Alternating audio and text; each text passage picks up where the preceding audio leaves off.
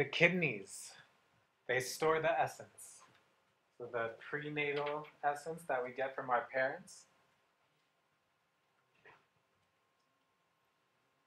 And then from the essence, it contributes to all the yin, all the yang, all the qi, and all the blood in the body. Because from essence, you can get all of the vital substances.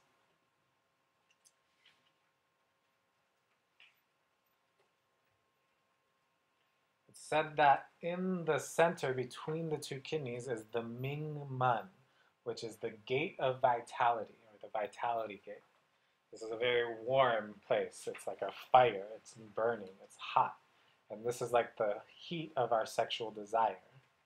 It's all about erections for men, sexual desire for women, both of those things.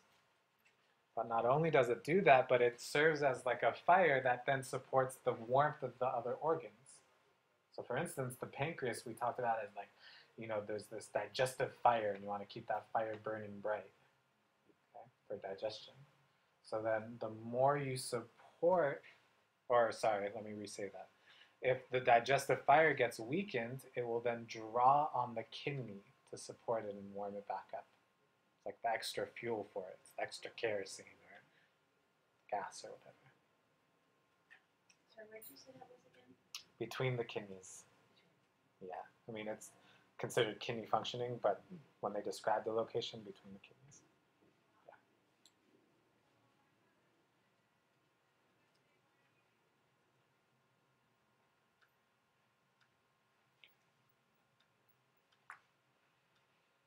The kidneys are also in control of the two lower orifices. In parentheses, I put 3 because there's a third, but it's typically said that there's 2. The first 2 are urination and the bowels. So when the kidney qi or yang is deficient, because you need qi to control that passage, it's like the sphincters in Western medicine, when you have too much urination, or the inability to control your urination, that's the better way to say it. If you have a hard time controlling your urination, that's your kidney qi being deficient. It's not as strong. What about sagging of stomach?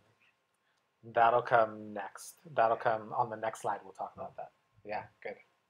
Good. And so the same thing with the bowel movements. Anytime there's an incontinence, that's either kidney qi deficiency, or if qi, it gets worse because qi depends on yang, eventually a qi deficiency will turn into a yang deficiency.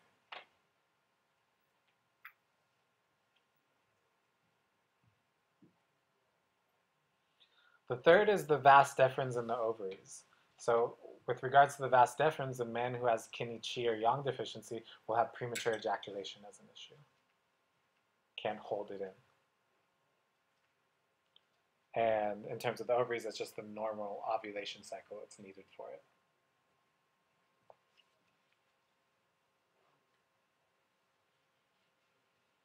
The last thing that it does in Chinese medicine, which is the same as Western medicine, is it governs the fluids. In Western medicine, we talk about the formation of urine. In Chinese medicine, it's a little bigger than that. It's all about managing all the fluids in the body. So it first comes into the pancreas and the stomach. Pancreas will then transform and transport it, like process it to its proper state that the body needs it in. But then the kidneys are in charge of everything from there on.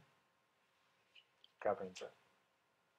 Beyond what we talked about before, like the lungs dispersing and descending, all of that. But the kidney is the main player. Good. Any questions about the kidney?